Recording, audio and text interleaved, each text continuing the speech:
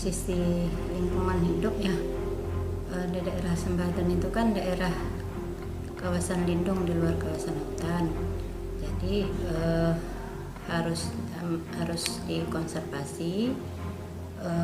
Apabila terjadi erosi diusahakan untuk ditanami tanaman-tanaman yang bisa minimalkan terjadinya erosi tersebut untuk menjaga agar sedimen yang ke air itu tidak terlalu banyak.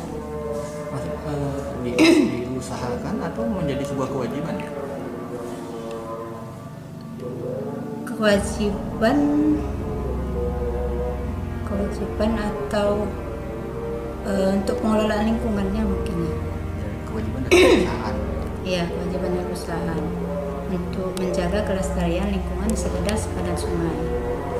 Lantas seandainya ada perusahaan yang tidak melakukan kewajibannya untuk mengelola daerah sepadan dan apa tadi, bagaimana? Ya, kita akan memberikan masukan ke perusahaan untuk melaksanakan kewajiban tersebut sesuai dengan yang peraturan yang berlaku. Sanksi akan kita lihat sejauh mana pelanggaran yang terjadi ya.